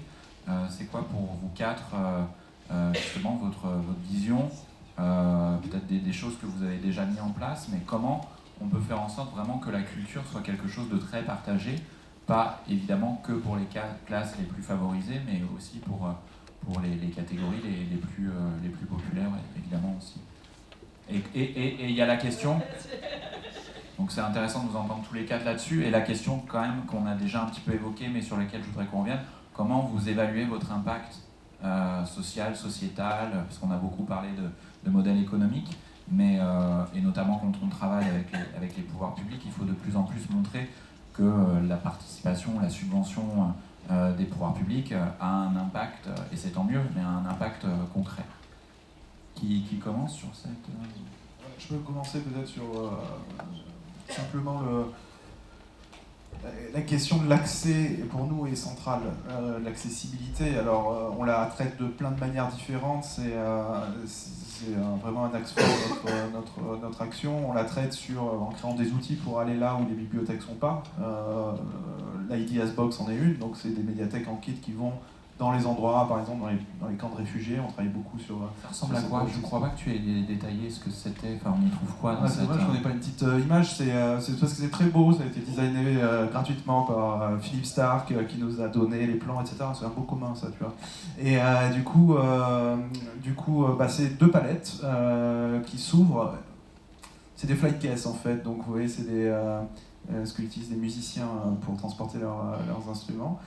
C'est très coloré, et donc ça s'ouvre et ça crée donc de deux palettes c'est c'est 2 mètres carrés on va dire, et ça crée un espace de 100 mètres carrés. À l'intérieur on va trouver une connexion internet, des tablettes, des ordinateurs, un cinéma, une bibliothèque avec des livres papier, des livres numériques, des ressources éducatives, de quoi faire du théâtre, enfin un vrai média, une médiathèque, média center, centre culturel en kit en fait, qui permet de créer une connexion avec le reste du monde dans des endroits où les gens sont en général enfermés, c'est-à-dire des camps de réfugiés où ils ne peuvent pas souvent sortir, pas souvent travailler, et la plupart du temps, enfin en moyenne, un réfugié, et ce chiffre absolument abominable, passe 17 ans de sa vie dans un camp. Alors, une fois qu'on connaît ce chiffre et qu'on a apporté ce qu'on appelle les basic needs, de se nourrir, se loger, se soigner, se vêtir, c'est ces quatre-là qui sont pris en charge par le système humanitaire, et les gens ils s'ennuient. Ils n'ont pas de perspective, ils sont dans une sorte de déshumanisation en quelque sorte, parce que finalement on leur apporte des besoins vitaux, mais pas ce qui fait de nous des êtres humains. Et finalement c'est peut-être ça qui nous réunit aujourd'hui, c'est que la culture, c'est ça qui fait de nous des êtres humains, la capacité de communiquer, d'échanger, etc., de créer. Donc c'était pour nous extrêmement important de créer cet outil qui puisse aller justement là où cette culture n'est pas, où ce lien avec le monde n'est pas. Et donc on travaille aujourd'hui dans la crise syrienne en Jordanie, au Liban, en Irak, sur la route des réfugiés en Europe, au Burundi et dans d'autres pays où justement les conflits font rage. Mais en fait, ce qui est intéressant, c'est que l'IDS Box, très vite, on nous a dit, les bibliothèques en France nous ont dit, et c'est pas que pour les réfugiés, votre affaire, ça nous intéresse aussi pour nous. Et par exemple, l'été dernier, on avait une IDS Box sur les dalles au milieu des immeubles à Sarcelles. Et donc, elle était à 200 mètres de la bibliothèque. Donc là, on n'avait pas un problème d'accès physique, on avait un problème d'accès symbolique. Et il est encore plus important de dire la bibliothèque, c'est pas pour moi, ou la MJC, ou le cinéma, ou tous ces états. Alors la bibliothèque, c'est encore très fort parce qu'on a une vision très républicaine, très descendante de la culture en France, assez élitiste, et finalement, voilà, c'est pas quelque chose qui est pour nous. Donc il faut casser les murs symboliques, il faut casser les murs des bibliothèques, et c'est aussi en allant au contact des publics avec ces boîtes qui sont ouvertes, qui créent un événement, et où il y a plein de portes d'entrée différentes, que c'est intéressant. Ça, c'est la première façon. La deuxième façon, qui est un combat fort de Bibliothèques sans frontières qu'on a lancé en 2014 au moment des élections régionales, des élections municipales. C'est une campagne qui s'appelle « Ouvrons plus les bibliothèques ». Vous pouvez encore signer la pétition. L'idée d'ouvrir les bibliothèques le soir et le week-end. On est un des rares pays au monde où les bibliothèques sont aussi nombreuses et aussi peu ouvertes. C'est-à-dire que, grosso modo, elles ferment alors où les gens sortent du bureau.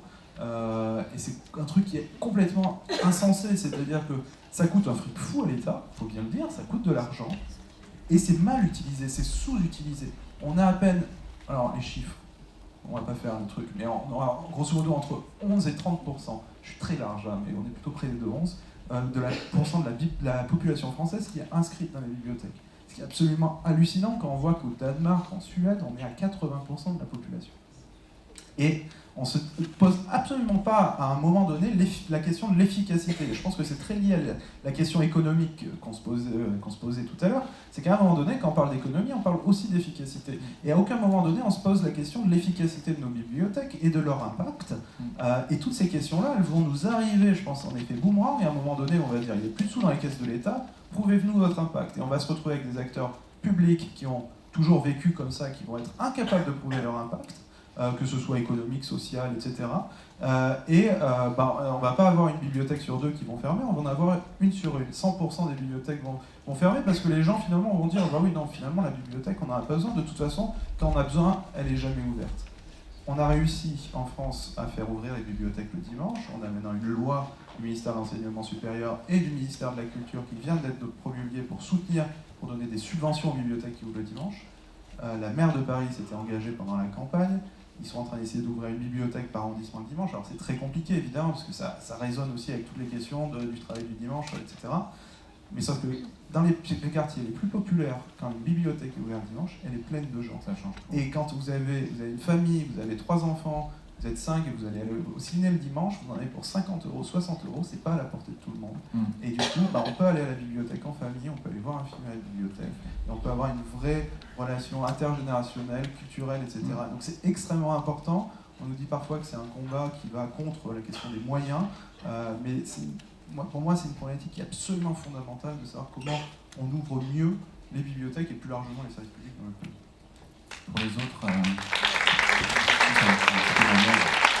très rapidement, c'est intéressant de vous entendre chacun sur cette question-là, mais très vite, sur il faut qu'on passe l'accessibilité, aux questions. Encore une fois, c'est le numérique. Je donne juste un exemple. On travaille aujourd'hui avec 20% des bibliothèques départementales de près. Et en gros, c'est le département qui, effectivement, met en place des outils pour irriguer la culture dans les petits villages, dans les endroits où il ne peut pas y avoir de bibliothèque, ou en tout cas pas assez grande, etc. En l'occurrence, ils sont en train de passer dans l'ancien monde où ils avaient ce qu'on appelle des bibliobus. Vous mettez quelques pièces à l'intérieur de Picsou Magazine, Baudelaire, de films de Tarantino, etc. Donc vous amenez ce que vous pouvez à un portail numérique, de la fibre optique et des ressources qui viennent se plugger. Et là, en l'occurrence, quand c'est fait avec méthode, quand c'est orchestré, vous ouvrez une possibilité énorme d'irriguer cette diversité, d'irriguer effectivement toute cette culture à l'ensemble du territoire. Donc c'est une chance et le numérique permet cette accessibilité-là. Et ce que tu décris, assez justement, ce sont des lieux de cohésion sociale et qui doivent se transformer en troisième place, les third places, et qui peuvent être des lieux de vie absolument fantastiques pour tous. Et d'ailleurs, si ça marche aussi fortement au Danemark, c'est qu'on peut aller y manger. C'est qu'on peut, déjà, c'est pas caché, il y a des décors assez hallucinants à travers des baies vitrées très lumineuses, et c'est des vrais endroits de plaisir et de partage. ici, il faut peut-être aller à la fondation Louis Vuitton, mais on pourrait transformer tout un tas de bibliothèques pour rendre ça beaucoup plus accessible et plus moderne. Bibliobus, je viens de faire un bond de quelques années en arrière dans ma tête. Ça peut faire partie du vieux monde. Rapidement, en 1 minute, 2. Je peux faire encore plus court. En fait, pour nous, pour Muséomix, Pareil, non, pour Muséomix, en fait, ce qui, pour l'accessibilité, en fait, c'est de faire que les gens deviennent acteurs et qu'ils soient très différents. Ça peut vouloir dire, par exemple, pour vous, côté culture, c'est de faire aussi, de faire agir les entre guillemets, clients, utilisateurs, comme qu'importe comment vous les nommez, pour le coup. Et c'est avec eux qu'il faut construire. Ça veut dire que c'est des gens très différents, pas juste des médiateurs, pas juste des gens qui baignent dans le monde de la culture. C'est pas des gens comme moi, pour le coup, je ne suis absolument pas dans ce monde de la culture. Je travaille vraiment, j'ai pas encore eu de clients dans le monde de la culture, c'est pas mon objectif. Et pourtant, je participe à un moment donné sur Muséomix et à aider sur des événements différents. Donc il y a beaucoup de gens. La majorité ne travaille pas du tout dans le monde de la culture et agissent, et donc ça peut faire naître des idées complètement nouvelles, disruptives et intéressantes. Steven, est-ce que tu veux rebondir sur cette question? Je pense qu'en tout cas, le numérique en tout cas, peut être un outil qui va accélérer cette accessibilité. Je pense que quand ça renvoie l'accès à la culture, on voit une question plus vaste qui est celle de l'éducation artistique et culturelle. C'est un peu... Et comme effectivement, je pense qu'il y a autant d'expertise de ce côté-là de la salle qu'ici, donc voilà. Place aux experts. J'ai une question. Vous pouvez commencer à lever la main pour ceux qui ont des questions pour que Charlotte vous identifie. Avant cela, juste peut-être un petit mot, Lucie. Je parlais de toi tout à l'heure, juste avant que tu arrives. Lucie Marinier, donc, qui est la co-directrice du Carreau du Temple, qui nous accueille, qui est évidemment aussi un lieu culturel. Donc peut-être un petit mot sur le Carreau du Temple et puis une petite réaction rapide, mais une réaction quand même sur ce que tu as entendu ce soir. Bonsoir à tous. Je suis effectivement absolument ravie de vous accueillir. Je suis une très mauvaise hôte puisque j'ai commencé par arriver en retard. Donc voilà, je vous prie de m'excuser si c'est un peu le reflet. Du moment que c'était ouvert. Voilà, c'est un peu le reflet de la diversité des événements et de ce qui se passe au Carreau du Temple, puisque le Carreau du Temple, c'est plus de 250 événements par an, donc c'est assez colossal. Avec une spécificité, c'est que c'est d'abord un lieu qui a été sauvé par la population locale, donc avec une très très forte aspiration et un regard très fort et avec une grande attente de la part des habitants, puisque c'était un ancien marché aux fripes, et qui a fait surtout l'objet d'un référendum local. Donc ça, c'est un élément très important parce que la chose démocratique ici est assez fondamentale. Et c'est ce qu'on essaye de traduire dans le projet, mais c'est pas anodin, puisqu'il y a plus de 4000 personnes qui se sont prononcées pour que ce lieu devienne un lieu de sport, de culture et d'événements. Et c'est le projet qu'on essaye de mettre en œuvre avec Sandrina Martins, puisqu'on a pris il y a 1 an tout juste la direction de ce lieu qui est ouvert il y a 2 ans, avec un modèle économique tout à fait particulier dans ce secteur-là, puisque nous avons un modèle à 70% d'autofinancement, ce qui n'existe pas dans le secteur culturel, hein. Et d'ailleurs, je pense que c'est bien que ça n'existe pas trop, puisque c'est quand même un modèle très spécifique et c'est très important, et c'est ce qu'on dit nous très souvent, un théâtre ou un centre d'art ne peut pas fonctionner à 70% d'autofinancement, c'est pas vrai, mais c'est pas notre vocation non plus. Et nous, ce qu'on essaye de faire, c'est effectivement de faire en sorte de susciter des projets, de les accueillir. Beaucoup viennent à nous, d'ailleurs, très spontanément, et puis il y en a d'autres qu'on suscite, que ce soit autour du rassemblement des familles du court-métrage pour créer des choses autour du court-métrage, que ce soit autour du design, que ce soit autour de la mode, ou que ce soit autour des débats d'idées, et c'est d'ailleurs ce qu'on fait avec vous, entre autres, puisqu'on a mis en place ce système des idées au carré, où vous, SOS avec les conférences, mais aussi le Printemps de l'économie, Alternative économique, les Jeudis de la Sorbonne, proposent des temps de travail et de réflexion. Donc au Carreau du Temple, on peut faire du sport, en particulier des pratiques sportives innovantes, avec plus de 90 créneaux par semaine. On a 150 spectacles par an et une 50aine d'événementiels dans la grande halle, avec une particularité économique, et ça je pense que c'est intéressant aussi par rapport aux anciens, en tout cas à d'autres modèles, c'est qu'avoir 70% d'autofinancement n'est pas contradictoire avec une majeure partie de la programmation en accès gratuit. Parce qu'en fait, au bout d'un moment, quand la billetterie devient marginale par rapport au coût de fonctionnement que représente le fait de mettre en place une billetterie, ben on se pose les questions un petit peu différemment et on cherche d'autres types de financement, que ce soit du mécénat ou des apports privés de différents ordres. Et en particulier, quand on met en place le fait de rendre cet espace, qui encore une fois a été sauvé par la population, aux habitants, et notamment à travers toute cette programmation de ce qu'on appelle les seconds squares, où dès que c'est possible, on ouvre la halle, et puis en fait on se rend compte, là maintenant on est à la 6e édition, qu'au fur et à mesure, la programmation se met en œuvre en fait, c'est-à-dire qu'il y a de plus en plus de monde, de plus en plus de contenu, et au début on était juste parti sur l'idée de dire on ouvre avec des tables de ping-pong, en fait c'est juste super sympa. Et en fait, là, c'est devenu un festival des makers, c'est devenu qui est en train, progressivement, parce que les contenus ils viennent tout seuls, en fait, au bout d'un moment, parce qu'il y a une demande, une envie. Et donc, on a une toute petite équipe. Nous aussi, on est une toute petite start-up, parce qu'on est pour animer ce lieu 25, ce qui est très peu. Mais effectivement, on suscite d'autres projets. Donc on est ravis de vous accueillir tous. D'ailleurs, je pense qu'il faut que la ITS Box soit présentée au cœur du temps très vite, ainsi que Muséonix et tout ça. Donc voilà, on va faire plein d'autres choses ensemble. Bonne soirée. Merci beaucoup, Lucie. On enchaîne sur les questions. On va peut-être en prendre deux, trois. Alors vous connaissez la règle, hein, des questions courtes, si possible. Monsieur ? Oui. Bon, moi, c'est pas tellement une question, c'est plutôt une critique, si j'oserais. Ah. C'est en fait, je constate que votre notion de culture comprend exclusivement la culture de consommation, et tout est fait dans notre société pour que les médias concentrent justement la publicité sur un certain nombre de créateurs. Donc les 3% sont tout à fait normaux, c'est le bénéfice maximum de diffusion. Donc je pense qu'il faudrait presque même faire une conférence spéciale sur la notion de culture de création, qui est l'autre côté de la culture. Et à mon avis, le digital devrait permettre de faire remonter de la masse des créations, comme d'ailleurs on fait actuellement YouTube, au lieu de faire l'inverse, d'arroser la foule avec quelques privilégiés qui bénéficient du système. Voilà. Donc à mon avis, il faut maintenant tout à fait mettre en avant la culture de création par rapport à cette espèce de purée de culture de consommation qui, à mon avis, est tout à fait dévalorisée. Merci, monsieur.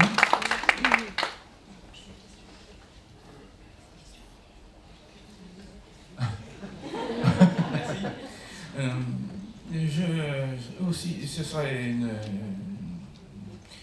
intervention légère à côté, et je partage tout à fait votre approche. En France, la question de culture, c'est un sac à dos qu'on détache. C'est un sac à dos détachable, c'est accessoire. Or, pour ma part, c'est l'essentiel. Et dans le cadre du développement durable, si vous faites de l'économique, du social et de l'environnemental sans culture, vous avez tout raté. Et c'est pas connaître les dates de l'histoire de France. Et vous soulevez un point très important que donne accès au numérique, c'est l'échange, c'est le partage. Mais il faut que tout le peuple contribue. Or, effectivement, quand on voit la gestion des bibliothèques, qui sont plus ou moins déficitaires, plutôt plus que moins, et donc ça nous interpelle. Mais comment changer ? Alors, comment changer ce climat en France ? Parce que, pour ma part, j'ai une culture internationale, puis l'UNESCO, etc. Comment changer cet état d'esprit ? D'accord. Merci. Madame, là-bas, peut-être ? On passe le micro. Merci beaucoup. Oui, bonsoir. Bonsoir. Moi, j'avais une question par rapport à la culture accessible à tous et par extension accessible aux personnes en situation de handicap. Comment est-ce que vous le prenez en compte ? Est-ce que vous le faites ? Quels sont les freins que vous pouvez rencontrer ? Et les leviers ? Tout à fait. Une autre peut-être pour cette série-là ? Bonsoir. Moi, j'avais une question autour de la mesure d'impact. Vous avez évoqué le sujet, mais vous ne l'avez pas explicité. Donc, je prends un exemple très simple. On a parlé de rendre accessible la culture sur un camp de réfugiés. Comment est-ce qu'on traque ou on sait que ça a un impact positif sur les personnes ? Au-delà du fait que c'est sympa et c'est cool. Merci. On commence. bon, les deux premières questions étaient assez liées sur l'état d'esprit un peu et la culture aussi, on peut utiliser ce terme-là, dans laquelle on baigne aujourd'hui, une culture de la consommation. Je crois qu'on a déjà évoqué un peu ce sujet, mais est-ce qu'il y a là aussi, comment on fait pour que les outils YouTube et compagnie soient justement au service du projet de société qu'on dessine un peu tous ensemble là? Je suis attristé, messieurs, parce que je pense de ne pas avoir été très clair dans le sujet effectivement qu'on évoquait et ce qu'on met en place avec cette société coopérative d'intérêt collectif. Nous n'avons pas la culture de masse, c'est-à-dire que nous donnons l'accès à la création, aux artisans et à la diversité pour qu'elles puissent, via ce tuyau-là, ne pas représenter la solution, mais une solution alternative pour renforcer leur diffusion. En gros, tous ceux qu'on n'écoute jamais sur les grands médias, nous n'avons pas Kate sur Chirac, énergie et sur tout le monde, ni Rihanna, tout ce qui, effectivement, est surécouté sur YouTube, parce que vous parliez de YouTube par rapport à ce côté formidable de l'accès, mais très sincèrement, il nous arrive de faire de la médiation dans des collèges, et vous avez en face que des bombins, parce que cette brique éducative est fondamentale. On réfléchit, on regarde nos usages, comment ils évoluent, mais qu'est-ce qui va se passer pour tous ceux qui arrivent là? En gros, ils ont accès à YouTube, donc ils ont accès à tout, et ils adorent le hip-hop. Une espèce de 2 prérequis. Et à 30, ils ne sont pas capables de citer plus de 10 noms différents. Ce qui est plutôt triste. Et c'est YouTube qui engendre ça aussi. C'est-à-dire une surconcentration et quelques gagnants du loto. Parce que vous allez toujours avoir le fameux ou la fameuse youtubeur, youtubeuse ou je ne sais quoi, au book machin, qui va gagner ses 5 000 € par mois. J'aimerais bien savoir si 1, c'est un modèle, si 2, ça défend la diversité, et si 3, s'il ne faut pas balancer un chat dans un micro-ondes pour faire des vues sur ces bazars-là. Après, c'est bien parce que potentiellement, effectivement, ça donne un accès diversifié. Et c'est ça qui est difficile dans cette révolution digitale. C'est que tous ces nouveaux usages sont assez formidables pour l'accès. Mais il faut construire des modèles économiques ou un partage qui permet le renouvellement de cette diversité. En tout cas, nous, on y est attachés et on n'a pas effectivement cette culture dont vous parliez. On a l'autre. On a des artistes. On n'est pas dans la sphère des amateurs, par contre. Je n'ai absolument rien contre cette sphère-là, mais c'est plutôt des professionnels. Et on a tout un tas de labels.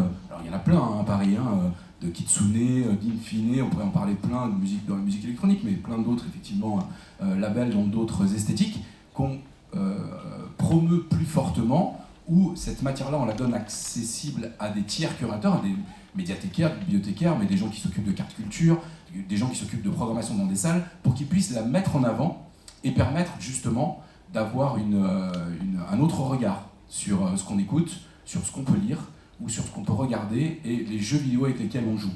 Donc on est très attaché à ce que vous disiez, c'est un enjeu très important. Et par rapport, alors je te laisserai effectivement prendre la parole sur ce que vous évoquiez, on est très attaché nous à ce qu'on appelle le design thinking, c'est-à-dire alors dans une société coopérative c'est assez génial, vous pouvez y mettre toutes les parties prenantes. Vous avez une place pour les collectivités territoriales, vous avez une place pour les acheteurs, vous avez une place pour les vendeurs, vous avez une place pour les fédérations et les groupements, vous avez une place pour les salariés bien évidemment, et pour les partenaires privés, individus ou effectivement entités. Et le design thinking, c'est de prendre en considération ceux qui utilisent l'outil pour l'améliorer et qu'on le co-construise tous ensemble. Donc on est bien évidemment attaché à traquer tout ce qui se passe, mais surtout à dialoguer avec tous ces gens-là pour qu'on puisse améliorer et avoir des services, un usage qui sied à ce qu'ils souhaitent. 2 secondes, parce qu'effectivement, moi, comme Eric, je suis. On a dû très mal se faire comprendre, en fait. Et moi, justement, cette idée que je trouvais presque jolie, en fait, du banc de poissons, c'était bien pour expliquer combien les modèles de concentration et de grosses boîtes, effectivement, qui confondent divertissement et culture étaient. Pas tant notre ennemi, parce qu'en fait, ça n'a pas de sens, mais en tout cas, n'était pas forcément le modèle que l'on défendait, quoi. Et nous, même si avec Saint-Thio, on utilise, on va dire, un mode relativement classique en fait, d'organisation et de gouvernance, qui est, on va dire, cette forme de groupe ou de holding, si on voulait se donner l'impression d'avoir des gros bras, mais en fait, les cinémas qu'on gère, c'est le Saint-André-des-Arts, par exemple, donc cinéma d'art et d'essai, quoi. Enfin, c'est vraiment un tout petit machin, enfin, même la Gaîté Lyrique, qui peut-être donne l'impression d'être un gros truc. Quand on fait une manifestation sur la musique, on invite Bandbad, La Souterraine, enfin, c'est vraiment ces micro-machins dont vous parlez en fait, et qui sont visibles. Alors vous venez plus nous voir en fait. Voilà. Et puis quant à la question sur l'accessibilité, Émilie c'est une petite coquine puisqu'en fait elle pose la question mais elle a les réponses. Effectivement, elle sait très bien que le numérique peut accélérer effectivement, comme on l'a dit tout à l'heure, cette accessibilité même pour les personnes en situation de handicap. Et puis aujourd'hui, effectivement, les nouveaux lieux qui s'ouvrent, hein, parce qu'en fait, moi j'aime bien l'idée qu'il y a... Enfin, le numérique c'est bien, mais j'aime bien les adresses, moi, en fait. Hein. Où est-ce que tu vas? À la Gaîté Lyrique, ou au Trabendo, ou à la Bellevilloise, ou comme ici, au Carreau du Temple, parce que, effectivement, voilà, les choses sont réelles. Tu veux pas dire un mot du CRTH? Bah non, parce que je vais reprendre le micro, c'est trop facile, quoi. Enfin, je veux dire, de faire les questions et les réponses, quoi. Enfin, non, je dis qu'en fait, ces lieux sont accessibles aussi, par contre, concrètement, quoi, physiquement. Rampe, accessibilité, on va dire, PNR, ainsi de suite. Donc, Émilie, si tu vas reprendre le micro, pour dire qu'est-ce que tu proposes, toi, justement, pour rendre les choses accessibles. Comment tu utilises le numérique? J'ai bien eu, là. Ouais, je me suis bien fait avoir. Donc, Émilie Bougoin, je suis la directrice du CRTH, le Centre Recherche Théâtre Handicap. Et nous travaillons à favoriser l'accès pour tous à la culture, notamment par l'éducation artistique, parce qu'on considère que c'est la base. Ça démarre par là, un parcours de spectateur, un parcours d'acteur.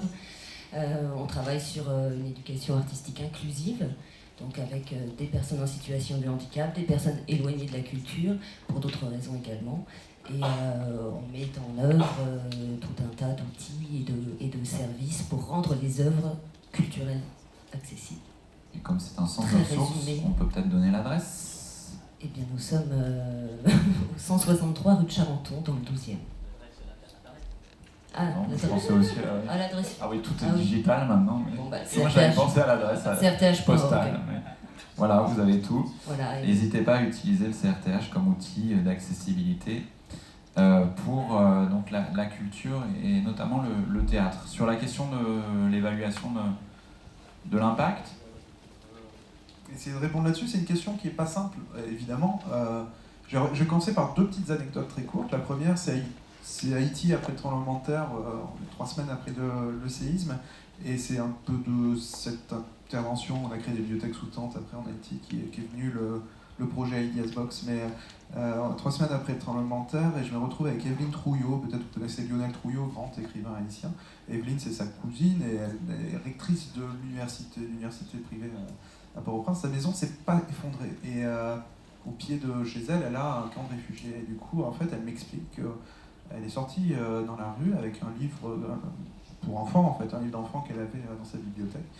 Et elle s'est assise au bord du trottoir et elle a commencé à lire une histoire aux enfants qui sont attroupés comme ça. Il y avait une vingtaine d'enfants autour d'elle.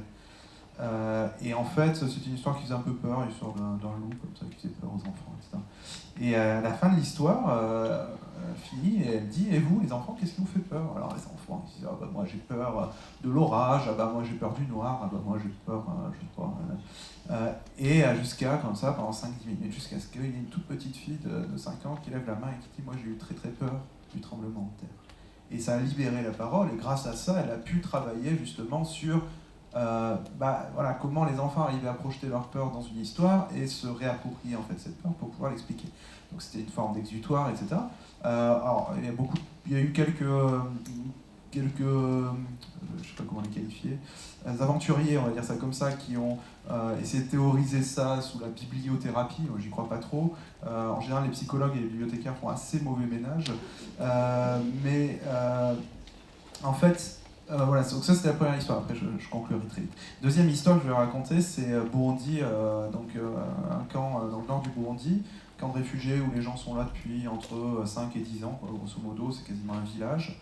C'est pas les camps comme on a l'habitude de les voir là en Jordanie ou au Liban, c'est des camps en dur, donc c'est des huttes en fait, c'est quasiment un village. Et donc on a une Ideas Box dans ce camp, on avait senti un fort taux d'appropriation, mais c'est compliqué à dire comme ça. Je trouve qu'il y a eu une émeute dans le camp, parce qu'il y a eu une réduction de la distribution de nourriture, émeute. Les gens commencent à tout casser au niveau des trucs gouvernementaux, administratifs, les bâtiments qui sont un peu à l'entrée du camp.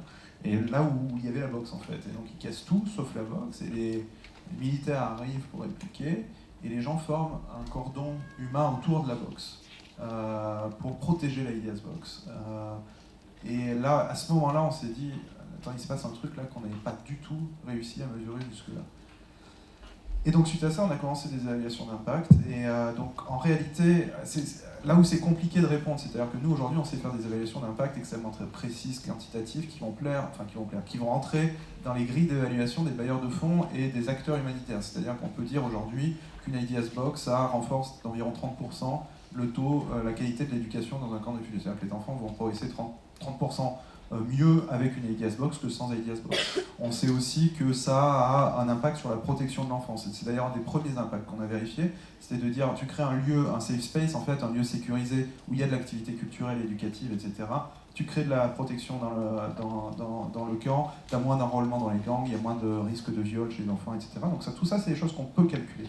La question qui était plus forte dans ce que tu disais, il me semble, c'est comment on mesure réellement l'impact de la culture. Et ça, c'est, j'allais dire, quasiment impossible, parce que, en fait, pour le mesurer, on va passer par les externalités positives. Mais un des impacts induits, on pourrait dire, une des externalités positives les plus intéressantes, c'est ce que nous on appelle community vibrance, vibrance communautaire, résilience, tous ces termes qui veulent un peu rien dire, mais qui est en fait cette idée justement de comment les gens s'approprient l'outil pour en faire quelque chose qui leur ressemble et qui vont commencer à créer avec. Et en fait, c'est ça qui m'intéresse le plus, moi personnellement, c'est aujourd'hui de voir que voilà, dans des box au Burundi, on a un type qui s'est connecté tous les jours pendant 6 mois, il est venu à la box et il a écrit un bouquin. Et ensuite, grâce à la box, il a démarché des éditeurs français, il a réussi à faire publier son livre. C'est quand même assez génial. On parlait justement du numérique et comment ça pouvait aider. On a des jeunes, il y a des caméras vidéo dans la box, et des jeunes qui ont pris les caméras vidéo, qui sont allés tourner un film de zombies. Un truc absolument incroyable, je vous conseille d'aller voir, vous tapez dans Google, ce que je vous disais tout à l'heure, Ideas Box and The Verge, vous savez, le journal, le magazine américain, qui a fait un article assez incroyable, et il y a la vidéo que vous trouvez par ailleurs sur YouTube, qui est un film absolument génial, d'anciens enfants soldats, on le comprend au début, qui ont tourné ce film, et ils expliquent au début, on fait des cauchemars, parce qu'on a commis des crimes au Congo, et que ça nous hante toutes les nuits. Et donc le film, c'est en fait ces cauchemars qui viennent les hanter, et ce film est un exutoire de leurs cauchemars. Et c'est, voilà. Alors, tu vois, donc du coup, c'est un peu dommage parce que je suis obligé de passer par de l'anecdote et du use case pour essayer d'expliquer un impact, parce que c'est souvent sur de l'immatériel. Alors, juste, je finirai là-dessus. On travaille avec des gens, des gens en Jordanie qui sont des chercheurs en biologie, etc. Ils ont une organisation qui est par ailleurs géniale qui s'appelle We Love Reading.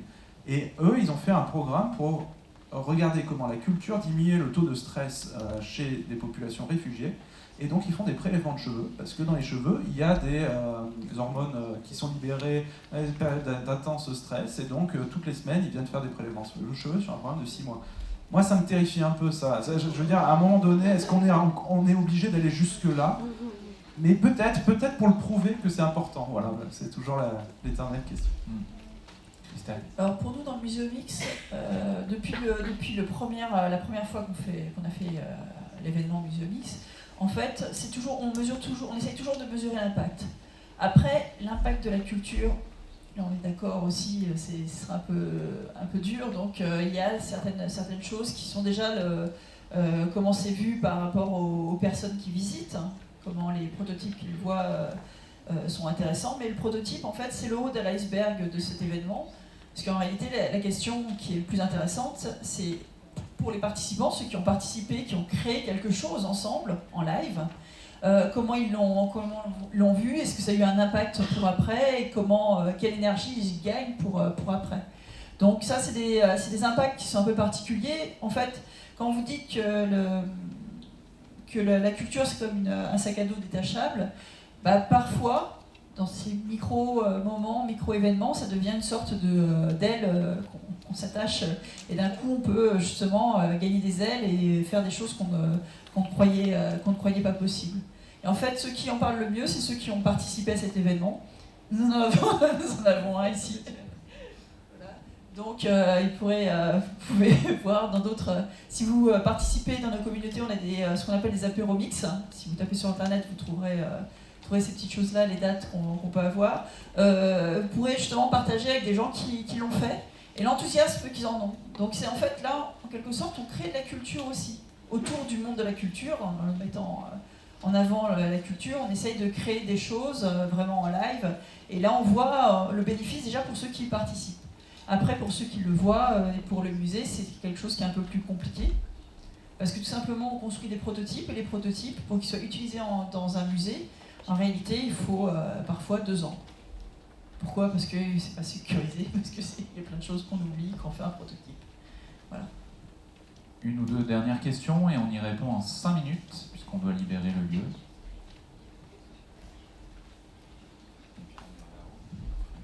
Merci. C'est juste une petite précision que je souhaiterais.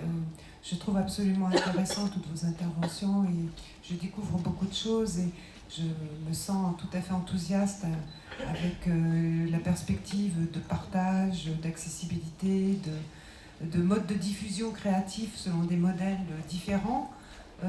Néanmoins, il y a quelque chose qui ne m'apparaît pas, mais peut-être parce que je ne l'ai pas repéré. Le monde de la création de la culture, à l'origine, ce sont des artistes, ce sont des écrivains, ce sont des musiciens, ce sont des peintres, ce sont des arts plastiques, etc. Comment voit-on, comment considère-t-on la propriété intellectuelle, littéraire et artistique, par exemple? Peut-être que je n'ai pas tout bien compris. Merci. Ce qu'on aurait peut-être dû préciser aussi, c'est que finalement, c'est quasiment une première. Je me tourne vers William, le fait de traiter le sujet de la culture dans le cadre des hub conférences. On avait fait un hub café avec Steven au café qui s'appelle le Fluctuate maintenant sur la place de la République. Mais on a envie de traiter de plus en plus régulièrement ici, sans doute à la Gaîté lyrique beaucoup aussi, ce sujet-là. Parce que c'est un sujet, évidemment, vous l'avez compris tous, très vaste. Donc on ne pouvait pas non plus évoquer tous les sujets. Et je pense que la question de la propriété intellectuelle est une question à part entière. Mais peut-être que certains des intervenants pourront esquisser une ou deux réponses là-dessus, mais très vite. Et alors, une dernière question? Oui, une toute petite question. Je trouve qu'il y a beaucoup d'innovation dans ce qui est proposé, dans ce qui est présenté sur les différents projets. Et il y a une question qui m'a traversé, c'est pourquoi vous ne faites pas de politique? C'est-à-dire pourquoi avez-vous choisi de vous mettre au service de l'entreprise, de mettre votre compétence au service de l'entreprise plutôt qu'au service de l'action publique qui en aurait bien besoin? Oh la vache. Allez, une toute dernière. Mais on fait de la politique ici, vous savez. Finalement, ce qu'on est en train de faire, c'est de la politique. Il faut réhabiliter la politique. La politique, c'est pas la lutte partisane, c'est aussi le débat d'idées comme on fait ce soir. Bonsoir. On a parlé du futur de la culture dans les innovations, le digital, etc. Et je voulais avoir votre avis aussi sur le futur des futures générations. Et par là, je parle d'éducation. Est-ce que dans vos initiatives, vous travaillez avec l'éducation? Ça peut être à différents niveaux, que ce soit l'éducation nationale ou les systèmes d'éducation populaire. Et plus largement, est-ce qu'il existe des outils, des réseaux avec qui vous travaillez plus globalement sur le lien entre entrepreneuriat culturel et éducation? Merci. Ok, bon, il y a autant de sujets de hub conférence que de questions. On les note en tout cas. Qui veut devenir présidente de la République? Alors déjà, par l'action, on peut révolutionner les choses sans faire de la politique en quelque sorte. Enfin, toute action est politique.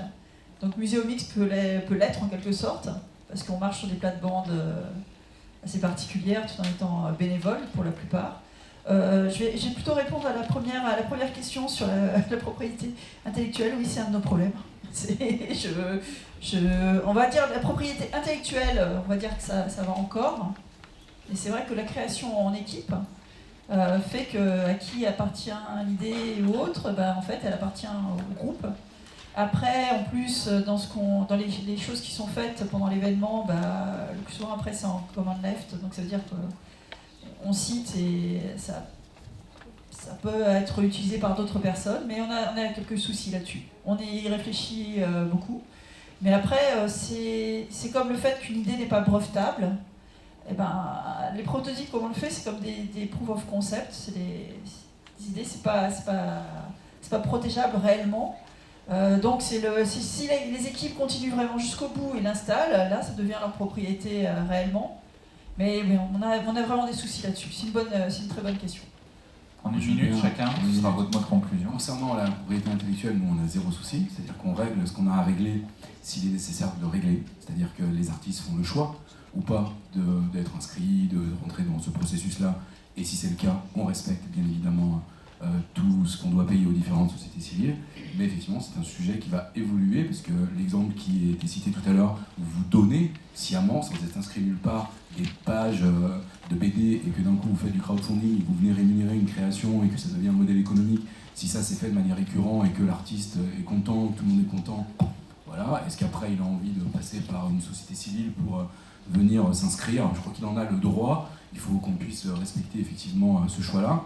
Pour la deuxième question, concernant la politique, alors moi je suis un ancien musicien professionnel et j'ai monté un label de musique avec mes copains en 2003, un petit label artisan, et à ce titre-là, c'est là où il y avait le début de la révolution numérique, on a monté ce qui est devenu la première fédération de labels indépendants, qui s'appelle CD1D, qui existe encore et qui a regroupé la moitié des labels français. Donc de la politique, j'en ai fait pendant 10 ans, avoir tous ces interlocuteurs où vous, Steven a participé très fortement et activement à la rédaction, conception d'un rapport. Alors moi, sans effectivement en avoir eu un à gérer complètement, j'ai participé à au moins 5 des rapports de l'ESCUR, au partage de la valeur avec Féline, à tout ce que vous souhaitez agiter par le ministère de la Culture. Et malheureusement, ça finit souvent à la poubelle. Malheureusement, il y a souvent des lobbies qui sont trop forts derrière pour qu'on puisse faire bouger les lignes.